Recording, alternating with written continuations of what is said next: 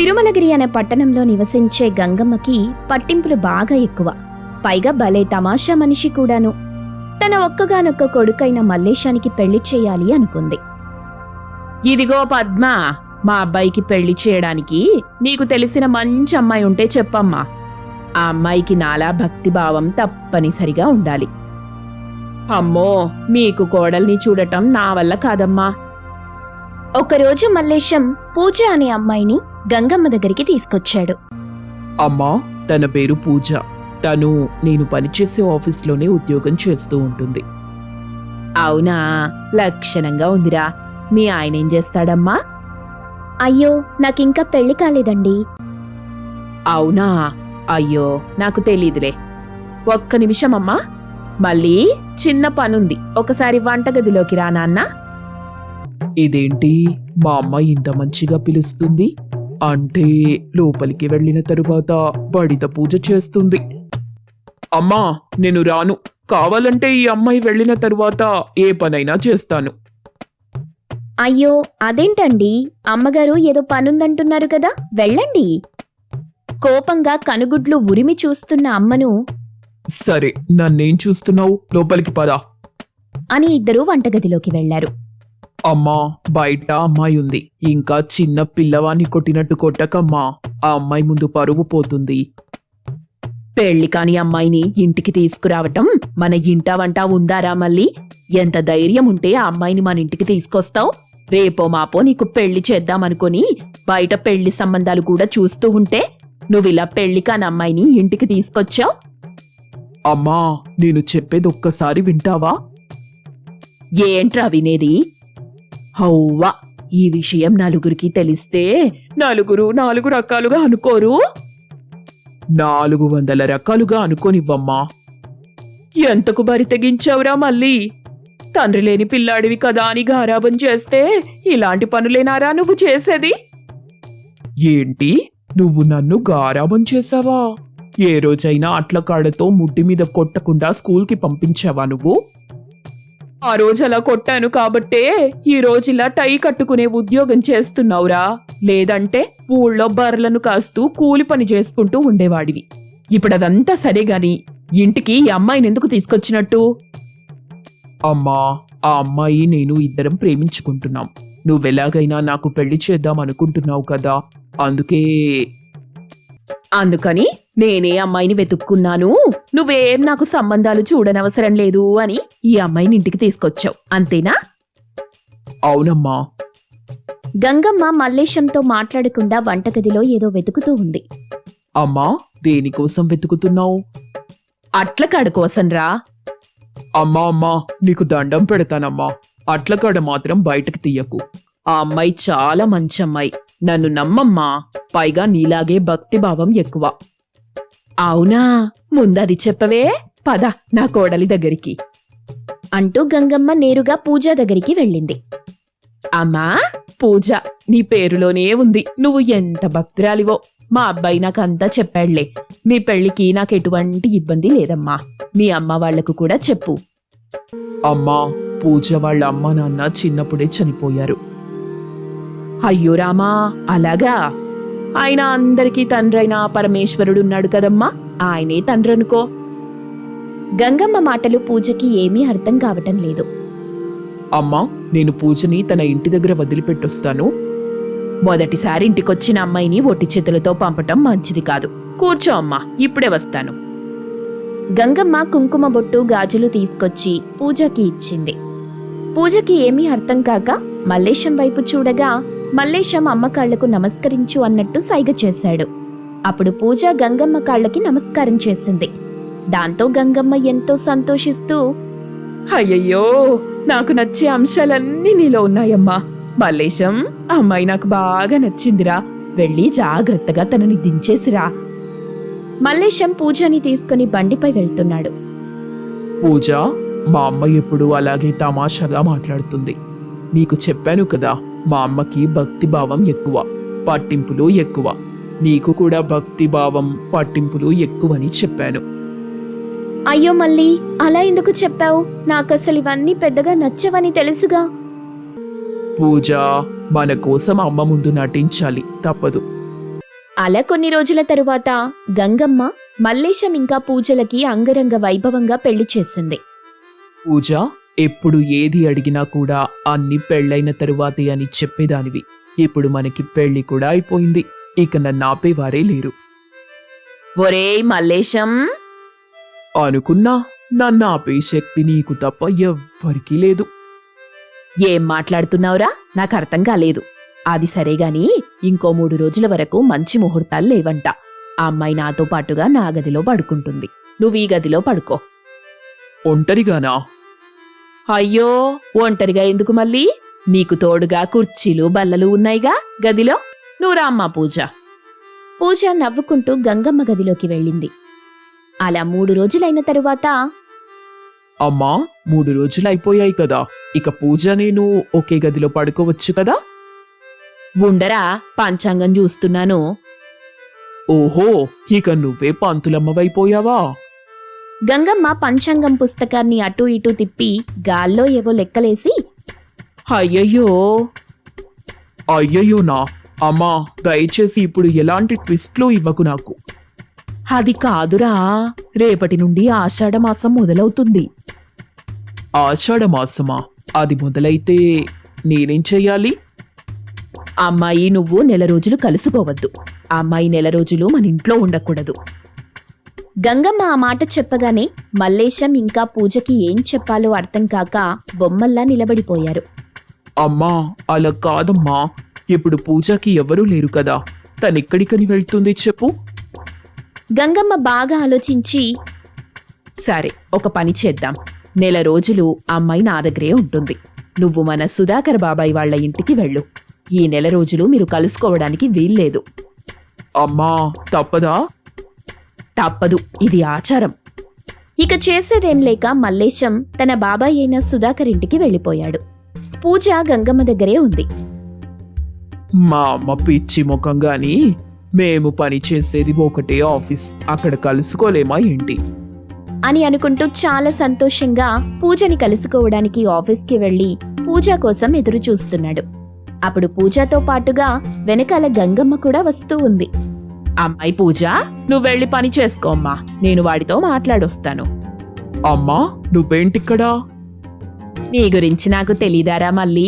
మీరిద్దరూ ఒకే ఆఫీస్లో ఉద్యోగం చేస్తున్నారు. ఆ అమ్మాయిని కలవచ్చని అనుకున్నావు కదా? అమ్మా అంటే నిజంగా 1 రోజులు పూజని కలవనివ్వవా? ఆషాఢంరా మళ్ళీ, తప్పలా కలిస్తే. అలా 1 వారం రోజుల పాటుగా పూజతో పాటు గంగమ్మ ఆఫీస్కి వస్తూనే ఉంది. మల్లేశం పూజని కలవడానికి ఎంత ప్రయత్నించినా కూడా గంగమ్మ కలవకుండా అడ్డుపడుతూనే ఉంది. ఒకరోజు మల్లేశం అర్ధరాత్రి దొంగతనంగా గంగమ్మ ఇంటికి వెళ్ళాడు. మల్లేశం మెల్లిగా గంగమ్మ పక్కన పడుకున్న పూజ దగ్గరికి పిల్లిలా వెళ్తూ ఉండగా మల్లేశం కాలికి చెంబు తగిలి పెద్ద శబ్దం వచ్చింది. అమ్మో దొంగ, దొంగ! పూజ, ఆ కర్రందుకో అమ్మా. ఇద్దరు అత్తాకోడళ్ళు కలిసి మల్లేశాన్ని దొంగ అనుకుని కొడుతున్నారు. అమ్మా నేను దొంగని కాదమ్మా, మల్లేశాన్ని. అని లైట్ వేశాడు. ఓరి మళ్ళీ, నువ్వా? నువ్వు దొంగలా రావటమేంట్రా? అది అది పూజ కోసమే కదా? అవునమ్మా. కాళ్ళిరగ్గొడతాను, వెళ్ళిక్కన్నుండి. మల్లేశం ఏమీ చెయ్యలేక తిరిగి వెళ్ళిపోయాడు. అలా 1 రోజులు గడిచిపోయాయి. అమ్మా ఇక ఈ రోజుతో ఆషాఢమాసం అయిపోయింది. ఇక నేను నా భార్యతో మాట్లాడకుండా కలవకుండా ఎవ్వరూ ఆపలేరు. అలా ఇంట్లో పెద్ద పెద్దగా అరుస్తూ ఉన్నాడు మల్లేశం. అప్పుడే అక్కడికి పూజారొచ్చాడు. రండి పూజారి గారు, కూర్చోండి. చెప్పండమ్మా. గంగమ్మ ఏంటి పని? ఎందుకు నన్ను పిలిచారు? ఇదిగోండి నా కొడుకు కోడలు.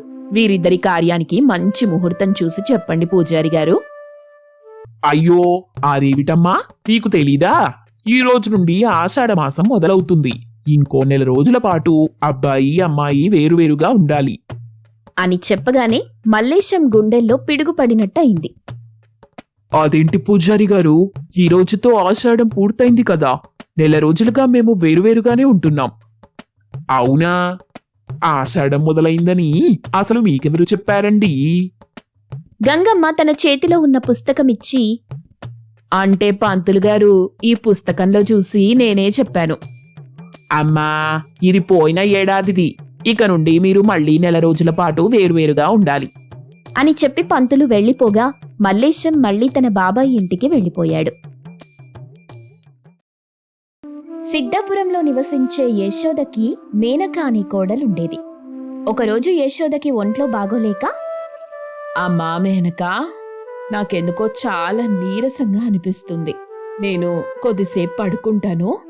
ఏమీ అనుకోకు, కాస్త పనులన్నీ నువ్వే చెయ్యి. అయ్యో అలాగా అత్తయ్యా, మీరు పడుకోండి, నేను చూసుకుంటాను కదా. నా మంచి కోడలు ఇట్టే అర్థం చేసుకుంటుంది అనుకుంటూ వెళ్లి యశోద పడుకుంది. ఆ తరువాత మేనక వంటగదిలో పని చేసుకుంటూ ఉండగా తనకి తన మిత్రురాలైన వనజ నుండి ఫోనొచ్చింది. హలో వనజ, ఎలా ఉన్నావే? చాలా రోజులైంది నువ్వు ఫోన్ చేయక. అవునే, ఎప్పుడో నీ పెళ్లి కాకముందు మాట్లాడుకున్నాం. తర్వాత మళ్ళీ ఇదిగో ఇప్పుడే. అలా వాళ్ళిద్దరూ కాసేపు కుశల ప్రశ్నలు వేసుకున్నారు. తర్వాత వనజ, ఇంకేంటే మేనక, ఏం చేస్తున్నావు? ఏమీ లేదే, వంట చేస్తున్నా. ఇప్పుడే ఇంటి పని అంతా అయిపోయింది. అదేంటే, ఇంటి పని వంట పని అంతా నువ్వే చేస్తున్నావా? అవును వనజ, ఏమైంది? నువ్వింకా మారలేదా మేనక? నువ్వే ఇంట్లో అన్ని పనులు చేస్తూ ఉంటే మరి ఇంట్లో మీ అత్తయ్య ఉండేం చేస్తున్నట్టు? అయ్యో వనజ, నువ్వు తప్పుగా అనుకుంటున్నావు. పాపం ఆవిడ కూడా పని చేస్తుంది. కాకపోతే ఈరోజు తనకి ఒంట్లో బాగోలేదంట. అందుకే తను విశ్రాంతి తీసుకుంటూ ఉంది.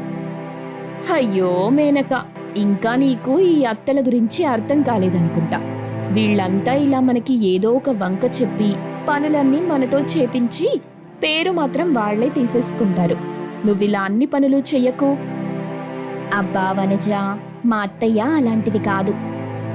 మొదట్లో నేను కూడా ఇలాగే అనుకున్నాను మేనక. తర్వాత కొంచెం కొంచెంగా మా అత్తయ్య గురించి నాకు అర్థమైంది. నీకు కూడా మెల్లిమెల్లిగా తెలుస్తుందిలే అంటూ వనజ ఉన్నవి లేనివి అన్నీ కల్పించి మేనకకి చెప్పింది. పాపం మేనక వనజ చెప్పిందంతా విని నిజమని నమ్ముతుంది. తర్వాత మేనక ఇంట్లో పనులన్నీ చేసి అందరినీ తినడానికి పిలుస్తుంది. మేనక భర్త అయిన సుధాకర్ చక్కగా భోజనం చేసి, అమ్మా ఈరోజు భోజనం చాలా బాగుంది. చాలా బాగా చేసావు. అది కాదురా, ఈరోజు వంటంతా అంటూ చెప్పబోయేలోగా సుధాకర్కి వేరే ఫోనొచ్చి మాట్లాడుకుంటూ తినేసి వెళ్ళిపోయాడు. అప్పుడు మేనక అప్పటికే తన మనసులో వనజ చెప్పిన మాటలు పాతుకుపోయి ఉండడంతో, అమ్మో, నా కళ్ల ముందే అత్తయ్య నేను చేసిన పనిని తను చేసినట్టుగా చేసేసింది. కనీసం ఈ వంట నేను కాదు మేనక చేసిందని కూడా చెప్పలేదు. దీన్ని బట్టి చూస్తే వనజ చెప్పిందే నిజం. ఈ అత్తల్ని అస్సలు నమ్మకూడదు అంటూ అనుకుంది. తరువాత మేనక వనజకి ఫోన్ చేసి, హలో వనజ, నువ్వు చెప్పింది నిజమేనే. పొద్దున నుండి కష్టపడి వంట చేస్తే ఇప్పుడు మా ఆయన దృష్టిలో వంటంతా మా అత్త చేసినట్టుగా మార్చేసుకుంది. మరి నీకు నేను ముందే ఏం చెప్పానే? ఇప్పటికైనా తెలుసుకో, ఇంట్లో మనం ఏం పని చేసినా 10 మందికి తెలిసేలా చెయ్యాలి. అసలు ఇంట్లో అత్త ఏ పని కూడా చెయ్యదన్నట్టుగా మనం అందరికీ చెప్పాలి అంటూ మేనక అత్త మీద కోపం వచ్చేలా చేసింది వనజ. ఆ మరుసటి రోజు పక్కింటి రాధ మేనక ఇంటికి వచ్చింది. అమ్మా మేనక, మీ అత్త ఎక్కడమ్మా? కనిపించట్లేదు. వంటగదిలో ఉందా ఏంటి? అబ్బే అదేం లేదు పిన్ని గారు, అత్తయ్య గారు ఇంకా పడుకొనే ఉన్నారు. అవునా? అదేంటి, సూర్యుడు పొద్దెక్కి చాలాసేపయింది, లేచి పని చెయ్యకుండా ఇంకా పడుకుందా? అవును పిన్ని గారు, రోజు ఆమె ఈ సమయం వరకు పడుకొని ఉంటారు. ఇంట్లో పనులన్నీ నేను లేచి చేసేంత వరకు ఆమె అలాగే పడుకొనుంటుంది. అవునా? ఇదెక్కడి విడ్డూరమమ్మా? కోడలు రాగానే యశోదకి బాగా సుఖమొచ్చిందనుకుంటా అనుకుంటూ రాధ వెళ్ళిపోతూ ఉంది. అప్పుడే యశోద ఒక గల్లీ నుండి బయటికి వెళ్తూ ఉంది. అది చూసి రాధ ఆశ్చర్యపోయి, అదేంటి, మేనకేమో యశోద పడుకుందని చెప్పింది, ఇప్పుడు యశోదేమో బయటి నుండొస్తుంది అని అనుకుంటూ రాధ యశోద దగ్గరికి వెళ్ళింది. యశోద రాధని చూసి, ఏంటే రాధా, పొద్దున్నే ఎటో వెళ్తున్నావు? నా సంగతి సరేగాని నువ్వెక్కడి నుండొస్తున్నావు? నేనా, మన చెరువు దగ్గర చేపలు పడుతున్నారంటే పొద్దున్నే చీకటితో లేచెళ్ళాను. మళ్ళీ ఆలస్యమైతే మంచి చేపలు దొరకవు కదా, అందుకే ఉదయాన్నే వెళ్ళాను. అవునా, మరి నీ కోడలు మీనకేంటే అలా చెప్పింది? నా కోడలేం చెప్పిందే? నువ్వింట్లో ఏ పని చెయ్యటం లేదంట, ఇంట్లో అన్ని పనులు నీ కోడలే చేసుకుంటుందంట, బారెడు పొద్దెక్కే వరకు కూడా లేవటం లేదంట నువ్వు. ఇదంతా నీకెవరు చెప్పారంట? ఎవరేంటే, నీ కోడలే. రాధా, నీ ఇంట్లో నీ కోడలికి నీకు పడటం లేదని మా ఇద్దరి మధ్య గొడవ పెడదామని చూస్తున్నావా? నీ మాయమాటలు నాకు కాకుండా ఇంకెవరికైనా చెప్పుకోవెళ్ళి అంటూ యశోద రాధ చెప్పిన మాటలేమీ పట్టించుకోకుండా వెళ్ళిపోయింది. ఆ తరువాత మేనక వీలు చిక్కినప్పుడల్లా తన అత్తయ్య యశోద గురించి అందరికీ చాడీలు చెప్తూనే ఉంది. కానీ ఈ విషయాలేవి పాపం యశోదకి తెలీదు. కొన్ని రోజుల తరువాత ఒకరోజు యశోద వ్యవసాయం పని చేస్తూ ఉండగా మట్టిలో కాలు బెనికి పెద్దగా వాచిపోయింది. అమ్మా యశోద, కాలు బాగా బెనికినట్టుగా ఉంది, వాపు పెద్దగానే ఉంది. ఇదిగో ఈ టాబ్లెట్స్ రోజు వేసుకో. ఒక 10 రోజులు నువ్వు నడవడానికి వీల్లేదు, సరేనా? అలాగే డాక్టర్ గారు. ఇక ఆ రోజు నుండి యశోద ఇంట్లోనే ఉంటూ ఎటూ వెళ్ళటం లేదు. ఏంటమ్మా మేనక, మీ అత్తయ్యకి కాలు బాగా వాచిపోయిందంటగా, డాక్టర్ ఏం చెప్పారేంటి? ఓ, ఈ విషయం మీకు కూడా తెలిసిందా? ఏం లేదండి, మా అత్తయ్య గారికి ఇంట్లో పనేముంది చెప్పండి, తినడం పడుకోవడం అంతే కదా. దాంతో శరీరంలో బాగా కొవ్వు పెరిగిపోయిందంట.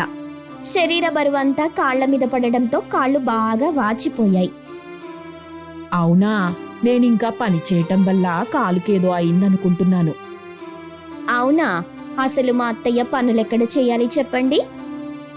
మరి లోపల మీ అత్తయ్య ఏం చేస్తుంది? ఏం చేస్తుందండి, తినడం పడుకోవడం అంతే. అదేంటమ్మా, ఇంకా అలాగే ఉంటే కాలు వాచిపోదు? అదేనండి మేం కూడా చెప్తున్నాం. డాక్టర్ కూడా నడవమని చెప్పారు, కానీ ఆవిడ వింటే కదా అంటూ అన్నీ కల్పించి మరీ చెప్పింది. దాంతో కళ యశోద గురించి ఇంకో 10 మాటలు జత చేసి బయటందరికీ చాలా చెడుగా చెప్పింది. హలో మేనక, ఇదే నీకు తగిన సమయం.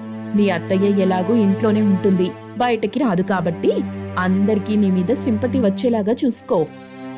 నేను ఆల్రెడీ అదే పనిలో ఉన్నాను వనజా. అబ్బో, నువ్వు బాగా ముదిరిపోయావే. తర్వాత 10 రోజులు మేనక తన ఇష్టం వచ్చినట్టుగా అందరికీ తన అత్తగారి మీద చాడీలు చెప్తుంది. ఓ రోజు యశోద మిత్రురాలైన గీత యశోద దగ్గరికి వచ్చింది. యశోదా, నువ్వు తప్పుగా అనుకోనంటే నీకో విషయం చెప్తాను. చెప్పు గీత. నీ కోడలు మేనక నీ గురించి అందరికీ చాలా చెడుగా చెప్తుంది. నువ్వు ఊరికే ఇంట్లో తిని కూర్చుంటున్నావంట, ఏ పని కూడా చేయటం లేదంట, కోడల్ని బాగా హింసిస్తుంటావంట, ఇలా ఎన్నెన్నో మాట్లాడుకుంటున్నారు. అందరికీ అలా నీ కోడలే చెప్తూ ఉంది అంటూ గీత మేనక గురించి పూసగుచ్చినట్టుగా చెప్పింది. అప్పుడు యశోద, గీత, నాకు మేనక గురించి బాగా తెలుసు. తను చాలా మంచమ్మాయి. నువ్వు మా మధ్య గొడవలు పెట్టాలని చూడకు.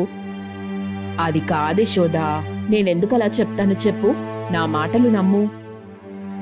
గీత, నువ్వు చెప్పేది నిజమే కావచ్చు, కానీ నా కోడలు మాత్రం చెడ్డ అమ్మాయి మాత్రం కాదు. నువ్వెళ్ళిపో అని అక్కడి నుండి వెళ్ళగొట్టింది యశోద. గీత వెళ్ళిపోతూ వాళ్ల మాటలు చాటుగా వింటున్న మేనక దగ్గరికి వెళ్ళి, చూసావా మేనక, నీ గురించి ఎంత చెప్పినా కూడా నమ్మటం లేదు.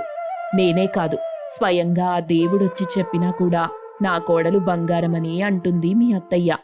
అలాంటిది నువ్వు తన గురించి బయట ఎలా చాడీలు చెప్తున్నావు? ఇకనైనా తన మంచితనం తెలుసుకొని తనని జాగ్రత్తగా చూసుకో అంటూ మేనకకి యశోద మంచితనం గురించి చెప్పి వెళ్ళిపోయింది. అప్పుడు మేనక, నేనెంత పెద్ద తప్పు చేశాను?